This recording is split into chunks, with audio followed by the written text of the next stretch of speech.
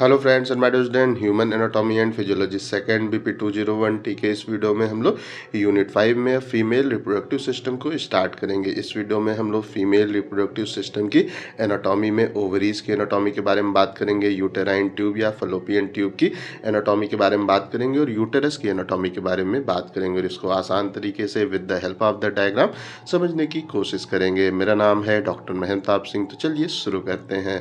कोई भी सपना साकार करने के लिए सबसे जरूरी है सही कोच का होना। चुनिए doctor PKS and doctor MPS classes को और करें अपने बी फार्म डी फार्म का सपना साकार। Download the app now.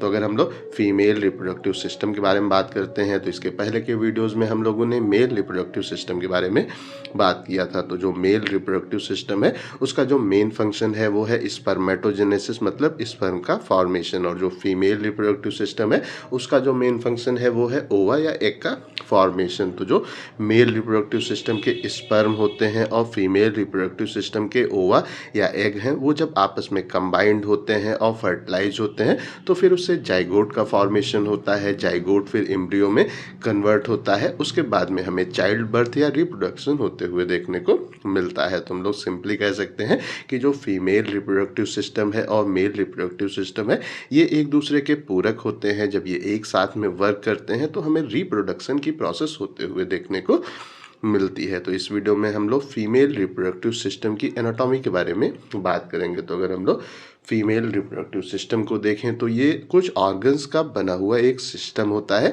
इसमें कौन कौन से ऑर्गन्स होते हैं? तो बेसिकली जो ओवरीज हैं वो फीमेल रिप्रोडक्टिव सिस्टम का एक काफ़ी इंपॉर्टेंट ऑर्गन है। उसके बाद में यूटेराइन ट्यूब हमारे फीमेल रिप्रोडक्टिव सिस्टम का यहाँ पे ऑर्गन होती हैं। यूटेरस हो गया, वजाइना हो गया और कुछ एक्सटर्नल ऑर्गन्स भी फीमेल रिप्रोडक्टिव सिस्टम के ऑर्गन्स होते हैं। और ये ऑर्गन्स जब कंबाइंड होते हैं तो उसी को हम लोग फीमेल रिप्रोडक्टिव सिस्टम के नाम से इंडिकेट करते हैं। इसमें भी अगर हम लोग ओवरीज के बारे में बात करते हैं तो जो ओवरीज हैं वो फीमेल रिप्रोडक्टिव सिस्टम का जो प्राइमरी सेक्स ऑर्गन है वो यहाँ पे होता है। यूटेराइन ट्यूब है या यूटेरस है, वजाइना है और एक्सटर्नल जो ऑर्गन्स हैं वो बेसिकली फीमेल रिप्रोडक्टिव सिस्टम के सेकेंडरी जो सेक्स ऑर्गन है वो यहाँ पे होते हैं। तो ये इसका पार्ट 1 है। इसमें हम लोग जो ओवरीज है उसकी एनाटॉमी के बारे में बात करेंगे, यूटेराइन ट्यूब की एनाटॉमी या फलोपियन ट्यूब की एनाटॉमी के बारे में बात करेंगे और यूटेरस की एनाटॉमी के बारे में हम लोग इस वीडियो में बात करेंगे। जो इसका पार्ट 2 आएगा उसमें हम लोग वजाइना की एनाटॉमी के बारे में बात करेंगे और जो एक्सटर्नल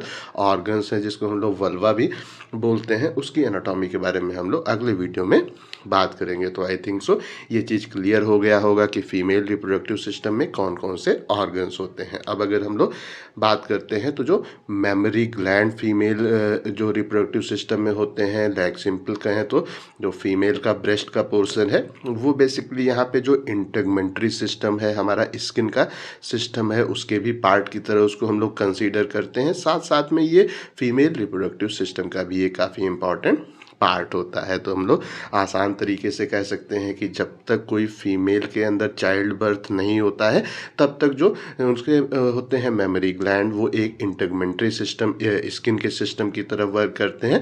जैसे ही उसके अंदर चाइल्ड का बर्थ होता है तो क्या होता है, मेमोरी ग्लैंड के अंदर मिल्क का प्रोडक्शन स्टार्ट हो जाता है और फिर वो फीमेल रिप्रोडक्टिव सिस्टम की तरह एक्ट करता है। तो आइए अब हम लोग फीमेल रिप्रोडक्टिव सिस्टम का जो सबसे पहला ऑर्गन है जो कि ओवरीज होते हैं उसकी एनाटॉमी को अच्छे से देख लेते हैं। तो अगर हम लोग ओवरीज के बारे में बात करते हैं तो ये बेसिकली जो फीमेल का हमारा गोनेड है उसकी तरह एक्ट करता है। मतलब हम लोग यहाँ पे कह सकते हैं कि जो फीमेल का जो हमारा प्राइमरी रिप्रोडक्टिव ऑर्गन है वो यहाँ पे ओवरीज हैं। इसी के द्वारा जो ओवम है उसका फॉर्मेशन होता है और ये एक पेयर्ड ग्लैंड होता है। जोड़े में एक ग्लैंड के जो टाइप का स्ट्रक्चर होता है।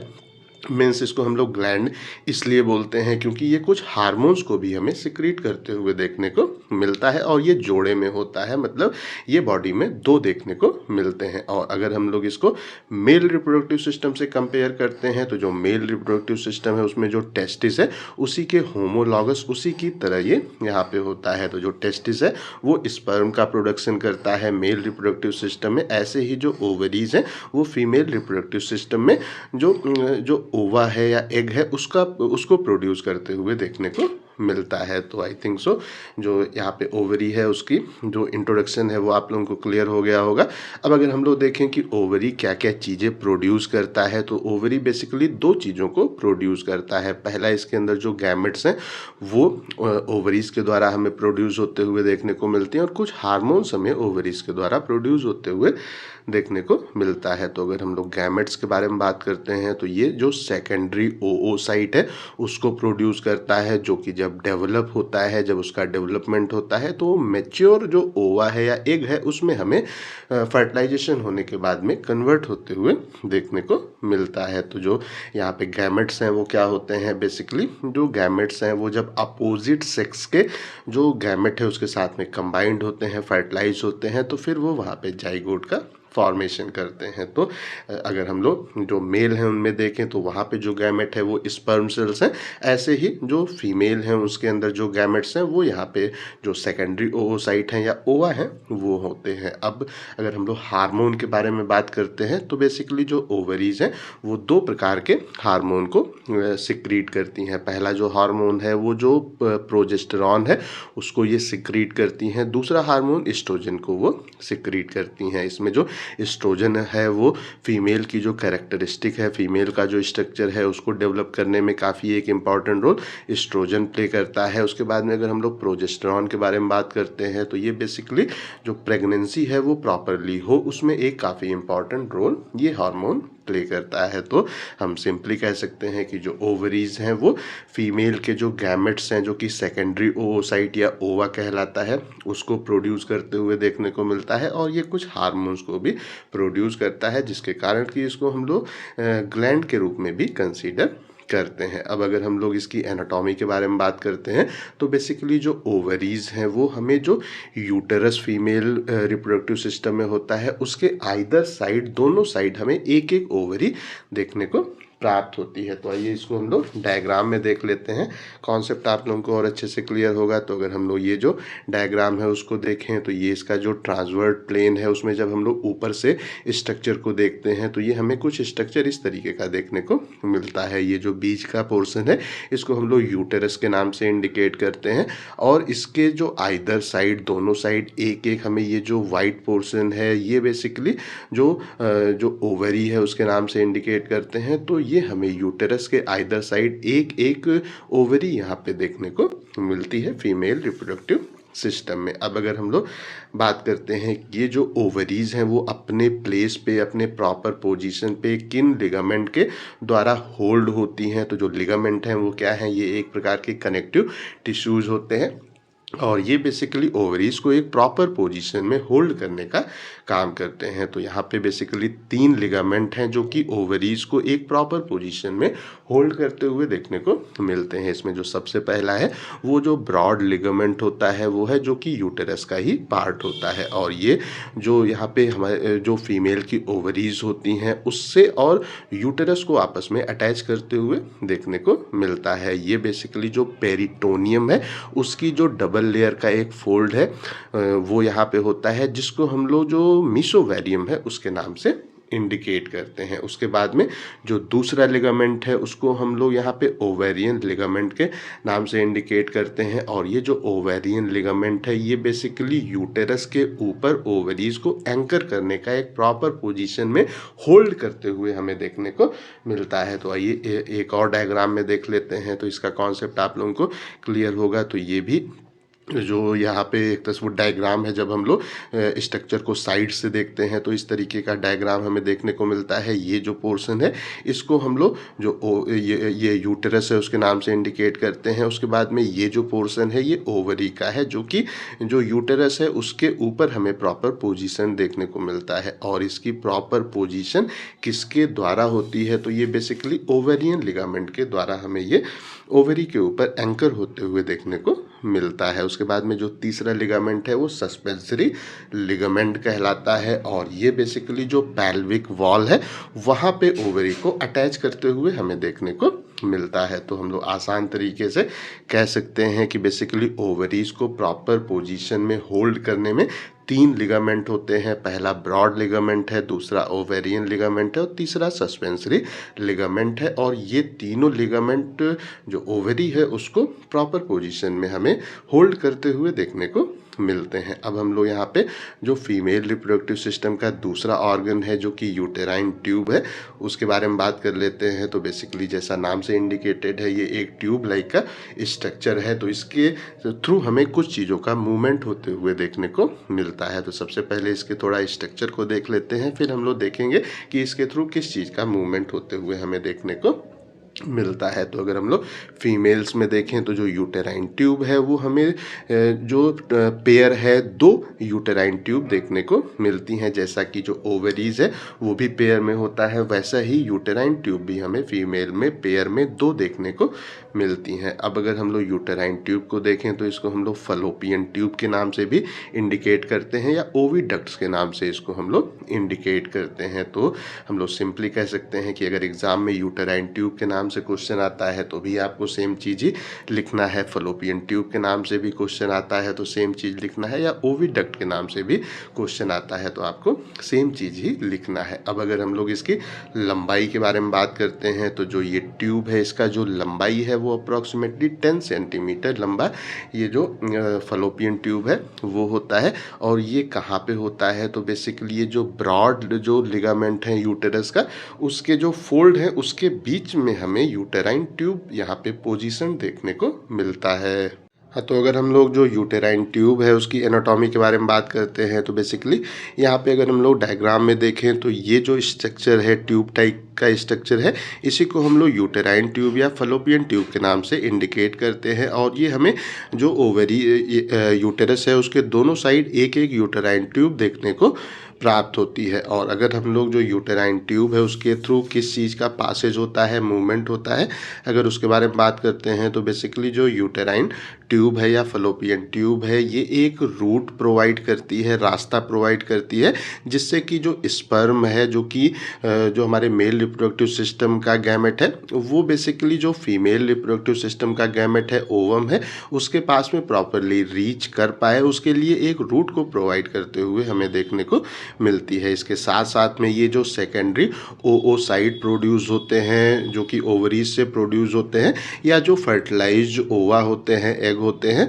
उनको जो यहाँ ओवरीज हैं वहाँ से जो यूटेरस है वहाँ तक ट्रांसपोर्ट करते हुए भी हमें यूटेराइन ट्यूब देखने को मिलती हैं। तो हम लोग आसान तरीके से कह सकते हैं कि जो स्पर्म है वो आसानी से ओवम तक रीच कर सके उसके लिए भी एक रास्ता जो प्रोवाइड करता है वो यूटेराइन जो हमारा फलोपियन ट्यूब है वो होता है। उसके साथ साथ में ये जो ओवोसाइट होते हैं, सेकेंडरी ओवोसाइट हैं और फर्टिलाइज ओवा हैं, उनको भी ओवरीज से यूटेरस तक ट्रांसपोर्ट होने में जो रूट का रिक्वायरमेंट होता है वो हमें यूटेराइन ट्यूब से होते हुए देखने को मिलता है। अब अगर हम लोग यूटेराइन ट्यूब की एनाटॉमी के बारे में बात करते हैं तो बेसिकली हर एक यूटेराइन ट्यूब की जो वहाँ पे एक फनल शेप का पोर्शन होता है जिसको हम लोग जो हमारा इनफंडिबुलम है उसके नाम से इंडिकेट करते हैं। और ये बेसिकली जो ओवरी है उसके पास में हमें देखने को मिलता है। और इसकी जो ओपनिंग है वो जो पेल्विक कैविटी है वहाँ पे हमें ये ओपन होते हुए देखने को मिलता है। मतलब ये ओवरी के पास में होता है लेकिन इसकी ओपनिंग जो है वो पेल्विक कैविटी में हमें होते हुए देखने को मिलती है। और इसका जो एंड होता है जो कि एक फ्रिंग जो फ्रिंग लाइक स्ट्रक्चर है, या हम कह सकते हैं सिंपली जो फिंगर लाइक इसका प्रोजेक्शन होता है उसको हम लोग फ्रिंग बोलते हैं, या इसको हम लोग जो हमारा फेम्ब्रियई है उसके नाम से भी इंडिकेट करते हैं। तो अगेन अगर हम लोग डायग्राम में जो है बात करते हैं तो इस वाले डायग्राम में आप लोगों को कुछ अच्छे से क्लियर होगा। तो इसका ये जो एंड यहाँ पे है, यहाँ पे ये हमें जो फिंगर लाइक प्रोजेक्शन है वो देखने को मिलता है। और ये जो हमारा इसका होता है फिंगर लाइक प्रोजेक्शन, इसी को हम लोग जो फेम्ब्रियई है उसके नाम से इंडिकेट करते हैं। उसके बाद में अगर हम लोग यहाँ पे बात करते हैं तो इसका जो हमारा एम्पुला का रीजन होता है, जो कि यूटेराइन ट्यूब का एम्पुला है, वो बेसिकली इसका जो वाइडेस्ट सबसे चौड़ा रीजन होता है, लॉन्गेस्ट पोर्शन होता है, लंबा पोर्शन होता है, और ये अप्रॉक्सीमेटली 2/3 लेंथ जो यूटेराइन ट्यूब का है उसको वो बेसिकली एम्पुला का पोर्शन होता है। तो अगर हम लोग सिंपली अगेन डायग्राम में बात करते हैं तो अगर हम लोग ये जो डायग्राम है उसको देखें तो इस कंडीशन में इसका ये जो इतना हमारा वो रीजन है, इसका 2/3 जो हमारा वो रीजन है, इसको हम लोग एम्पुला के नाम से इंडिकेट करते हैं, क्योंकि इसका जो शेप है वो यहाँ पे हमें टर्न होते हुए देखने को मिलता है। और ये इसका जो वाइडेस्ट सबसे चौड़ा रीजन है वो होता है, और इसका जो लॉन्गेस्ट पोर्शन है वो यहाँ पे सिंपली होता है, और इसको हम लोग एम्पुला के नाम से इंडिकेट करते हैं। उसके बाद में अगर हम लोग इसका जो इस्थमस का जो हमारा रीजन है उसके बारे में बात करते हैं तो ये बेसिकली एक यहाँ पे हमारा जो मीडियल बीच का और जो शॉर्ट और कह सकते हैं कि हमारा नैरो और जो थिक पोर्शन है वो यहाँ पे होता है, जो कि जो यूटेराइन ट्यूब है उसको यूटेरस से हमें ज्वाइंट करते हुए, कनेक्ट करते हुए देखने को प्राप्त होता है। तो इसका ये जो एंड का स्ट्रक्चर है, ये जो एंड का स्ट्रक्चर है, ये बेसिकली इसका जो हमारा होता है इस्थमस का जो रीजन है वो कहलाता है, जो कि जो ये हमारी यूटेराइन ट्यूब है उसको यूटेरस से हमें कनेक्ट करते हुए देखने को मिलता है। अब अगर हम लोग जो यूटेराइन ट्यूब है उसकी हिस्टोलॉजी के बारे में बात करते हैं कि इसमें कौन कौन सी लेयर्स हमें देखने को मिलती हैं, तो बेसिकली ये हमें 3 लेयर का बना हुआ देखने को मिलता है, जिसमें जो सबसे पहली लेयर है वो म्यूकोसा कहलाती है, दूसरी मस्कुलरिस की लेयर है, और जो सबसे ऊपर की लेयर है उसको हम लोग सिरोसा के नाम से इंडिकेट करते हैं। तो इन 3 लेयर का बेसिकली हमारा यूटेराइन ट्यूब हमें बना हुआ देखने को मिलता है। अब हम लोग यहाँ पे इसका जो तीसरा ऑर्गन है, फीमेल रिप्रोडक्टिव सिस्टम का जो तीसरा ऑर्गन है जो कि यूटेरस है, उसके बारे में बात कर लेते हैं। तो अगर हम लोग यूटेरस को देखें तो ये बेसिकली जो स्पर्म है उसके लिए ये अगेन एक पाथ के रूप में एक्ट करता है, जिससे कि जो प्लेस है फीमेल रिप्रोडक्टिव सिस्टम का जो कि वजाइना है, वहाँ से स्पर्म यूटेराइन ट्यूब में आसानी से पहुँच पाए, उसके लिए एक पासेज की तरह यहाँ पे ये एक्ट करता है। उसके साथ साथ में ये जो फर्टिलाइज ओवम होते हैं उसका जो इम्प्लांटेशन का साइट है उसकी तरह भी यूटेरस यहाँ पे एक्ट करता है। मतलब जब स्पर्म जो है वो ओवम के साथ में कनेक्ट होता है और फर्टिलाइज हो जाता है तो वो फिर यूटेरस में आके हमें इम्प्लांट होते हुए देखने को मिलता है, और जब वो वहाँ पे इम्प्लांट होता है तो फिर जो वहाँ पे फर्टिलाइज एग है उसका डेवलपमेंट होता है और वो फीटस में हमें कन्वर्ट होते हुए देखने को मिलता है during the pregnancy and labour. अब अगर हम लोग बात करते हैं कि इस प्लेस पे जो हमारी होती है रिप्रोडक्टिव साइकिल फीमेल में होती है, उसमें अगर इम्प्लांटेशन नहीं हो पाता है, मतलब कि जो फीमेल का ओवम है उससे और स्पर्म का कांटेक्ट अगर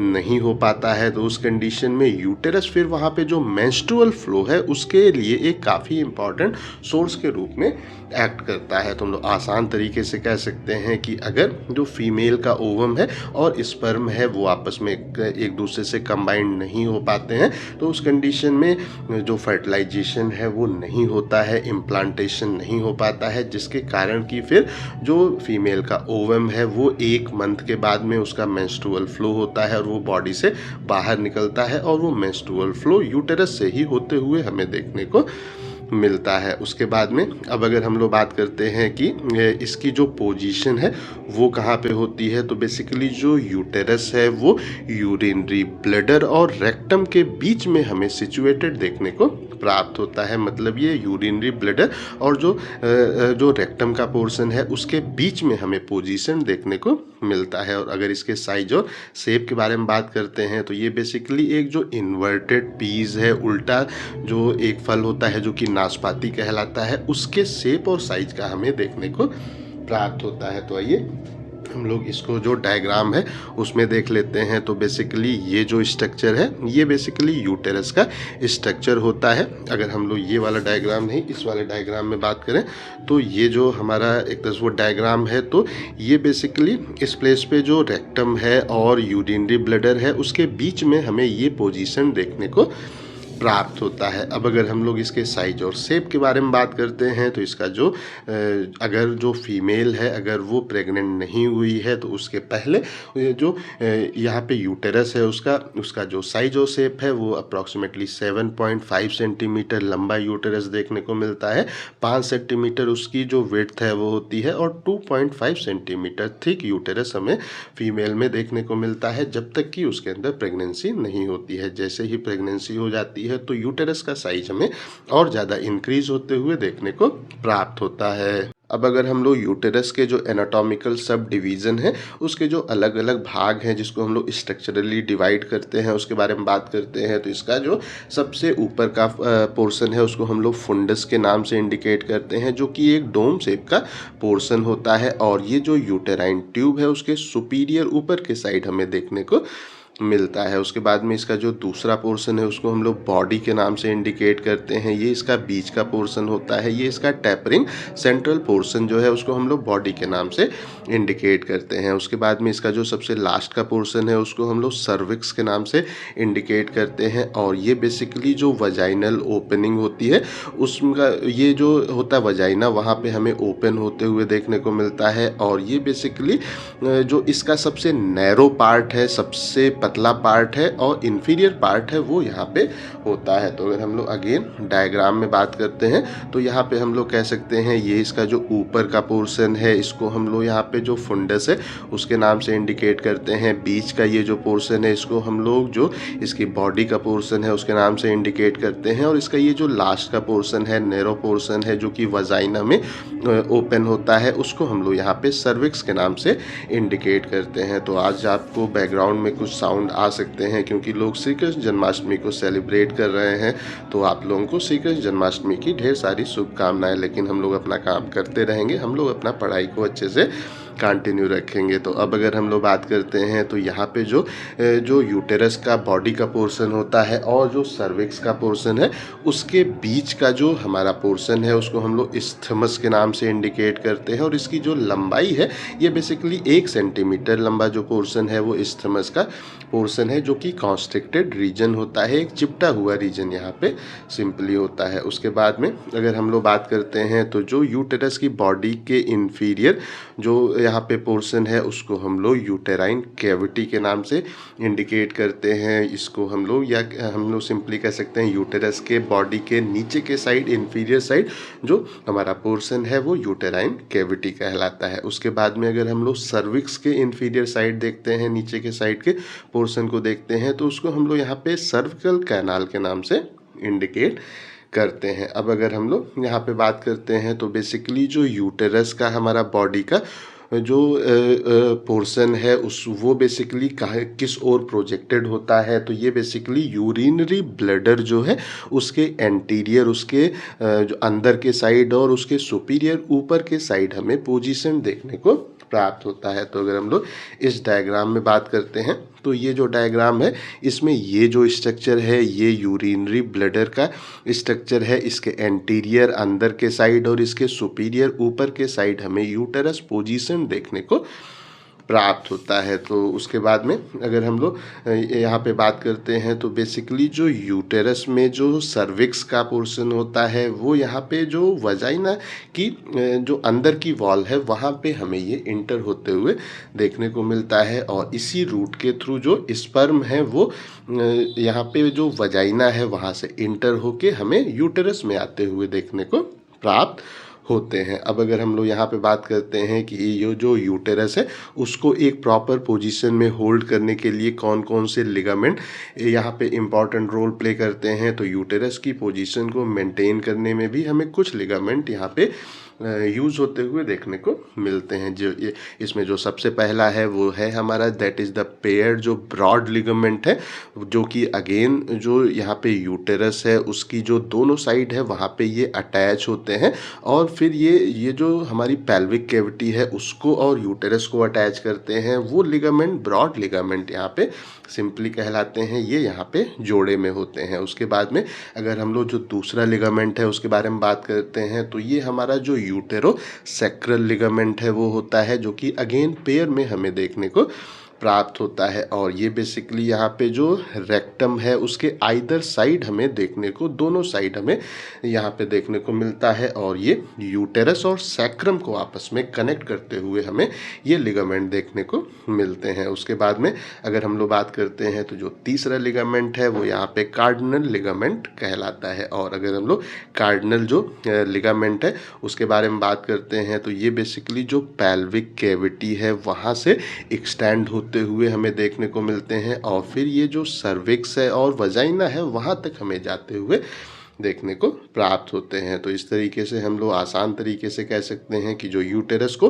प्रॉपर पोजीशन में मेंटेन करने में हमें 3 लिगामेंट यहाँ पे इम्पॉर्टेंट रोल प्ले करते हुए देखने को मिलते हैं। पहला है ब्रॉड जो लिगामेंट है वो है, दूसरा जो हमारा यूटेरोसैक्रल लिगामेंट है वो है, ये दोनों पेयर में होते हैं, जोड़े में होते हैं। और जो तीसरा है वो कार्डिनल लिगामेंट है। ये तीनों यूटेरस को एक प्रॉपर पोजीशन में होल्ड करते हुए हमें देखने को प्राप्त होते हैं। तो आई थिंक सो जो फीमेल रिप्रोडक्टिव सिस्टम है उसमें जो ओवरीज हैं उसकी एनाटॉमी आपको अच्छे से क्लियर हो गई होगी, फलोपियन ट्यूब की एनाटॉमी आपको अच्छे से क्लियर हो गई होगी और यूटेरस की एनाटॉमी आप लोगों को अच्छे से क्लियर हो गई होगी। तो अगर अभी भी कहीं कोई कन्फ्यूज़न है तो कमेंट करके पूछ सकते हैं। इस टॉपिक का PDF आपको डिस्क्रिप्शन में मिल जाएगा। इस वीडियो को लाइक करें, अपने दोस्तों के साथ शेयर करें और ऐसे ही वीडियोज़ को देखने के लिए हमारे चैनल को सब्सक्राइब करना बिल्कुल भी ना भूलें और हमारे ऐप को भी इंस्टॉल करना बिल्कुल भी ना भूलें। Thank you.